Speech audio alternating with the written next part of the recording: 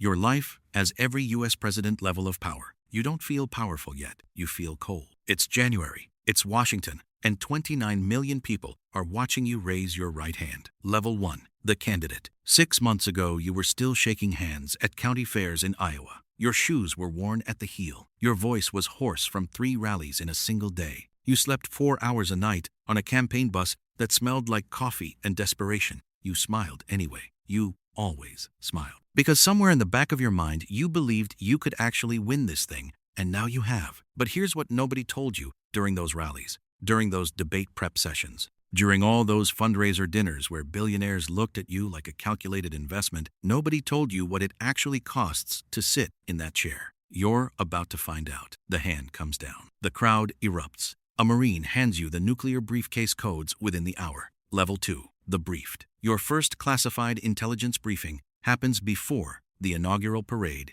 ends. You sit down in a room that has no windows. The air is recycled. A CIA officer in a gray suit places a folder in front of you, and the first sentence you read changes the way you'll see every press conference for the rest of your life. You can't repeat what's in that folder. You can't mention it to your spouse. You can't react publicly to what you now know. There are ongoing operations in countries you've never visited. There are threats your predecessors quietly managed for decades. There are things happening right now, today, this morning, while champagne glasses are still being refilled at the parade that would terrify the average American if they knew. And now, you know. You have to keep smiling anyway. That smile isn't charm anymore. That smile is a national security asset. The folder closes. The officer looks at you and says, "Welcome to the full picture, sir." You realize the picture has no edges. Level 3. The commander. By week 3, you've already signed 17 executive actions, fielded 4 international crises, and lost 7 pounds from stress you can't publicly acknowledge.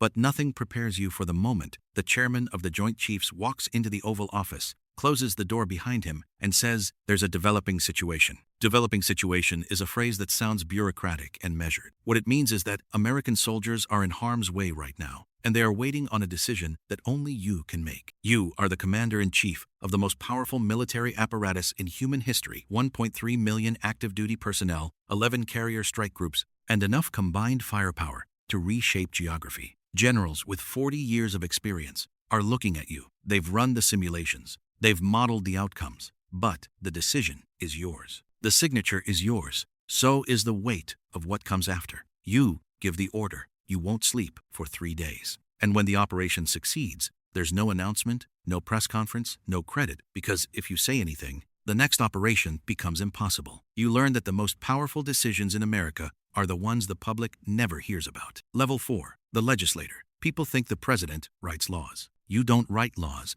Congress writes laws. What you hold is something more surgical. The veto. A single word. Disapproved. It kills legislation. It redirects billions. It reshapes the domestic landscape without a single vote being cast in your name. But there's a version of this power even fewer people understand. It's called the executive order. A stroke of your pen and federal policy shifts overnight. No Senate vote, no House debate, no bipartisan compromise required. You can redirect entire agencies, reclassify programs, alter immigration enforcement, restructure how federal contracts are distributed. Abraham Lincoln used it to end slavery. Franklin Roosevelt used it to intern 120,000 Japanese Americans. Harry Truman used it to desegregate the military. The executive order doesn't ask for permission. It announces a decision that's already been made. Your legal team has prepared 17 of them for your first 100 days. Some of them are straightforward. Some of them will be challenged in court. One of them, the one at the bottom of the stack, is the one they warned you to use carefully. You sign 12 of the 17. You put the one at the bottom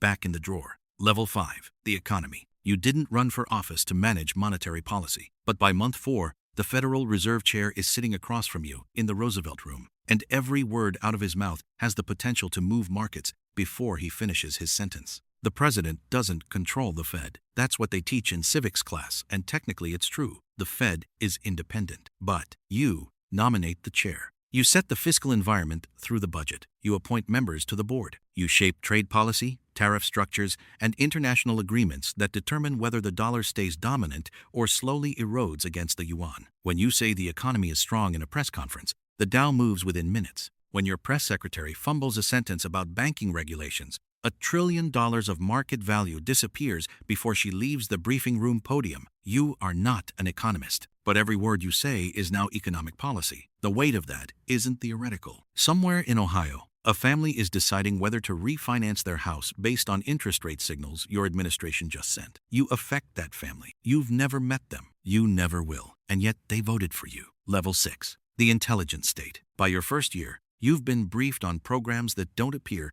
in any congressional record. Not because they're illegal, though some former presidents walked that line, but because they exist in a legal architecture so classified that only a handful of people in the entire government know their full scope. The NSA has collection capabilities that would stun most Americans. The CIA runs operations across 70 countries simultaneously. JSOC, the Joint Special Operations Command, has the authority to conduct lethal action in places that are not officially war zones, under authorities you inherited and quietly renewed. You are not building this system. It was here when you arrived, but you now sit at the top of it. You've inherited a surveillance apparatus, a covert action framework, and a drone program that operates in legal gray zones your administration's lawyers argue about in rooms with no recording devices. The question you asked during the transition, can we actually do this, was answered with a memo that cited 3 different legal statutes and a classified presidential finding from 2004. You filed the renewal. The program continues.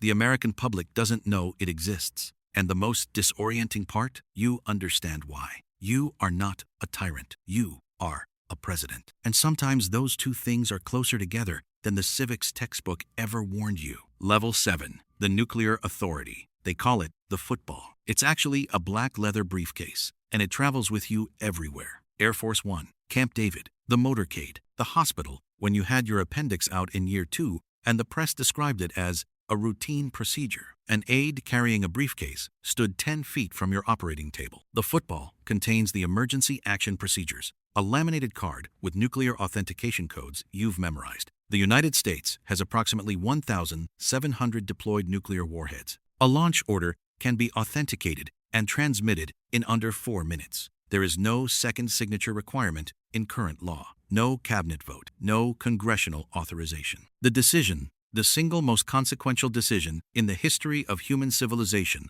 rests with one person. You carry that authority in your chest like a stone that never gets lighter. Strategists call it deterrence. Philosophers call it the ultimate paradox, a weapon so destructive that its power lies entirely in never being used. But you've read the contingency plans. You've sat in the situation room for the tabletop exercises where the scenario escalates in real time and advisors push you toward a decision window of 7 minutes. 7 minutes to decide something that has never been decided before. You walk out of those exercises and stand in the rose garden alone for a while. Level 8, the legacy. You're in year 3 now. The hair you started with is noticeably different. The lines around your eyes are deeper. You've watched 3 major crises, 2 recessions, 1 war, and 1 pandemic response from a chair that never once felt comfortable. Your approval rating has dropped 22 points from Inauguration Day. Half the country thinks you're either a failure or a fraud. The other half is defending decisions they don't have the clearance to fully understand. You've made choices that cost lives, by action and by inaction both. You authorized a strike that eliminated a high-value target and also killed 2 aid workers who shouldn't have been there. You got the intelligence report wrong. Your team got it wrong. The families of those aid workers don't know who made the call. They never will. That information is classified, and you carry it. You still carry it. You'll carry it long after you leave this office. Every president ages visibly. Every single one. You used to wonder why. Now you know. It's not the schedule. It's not the meetings. It's the specific gravity of irreversible decisions made on incomplete information. It's the knowledge that you were right about some things and catastrophically wrong about others, and history will flatten the nuance into a paragraph. Level 9, the exit. The day you leave the White House, something strange happens. The classified briefings stop. The nuclear codes are transferred. The Marine Guards who snap to attention every time you walk through a doorway now stand for someone else. You get on a plane, a commercial plane, for the first time in years,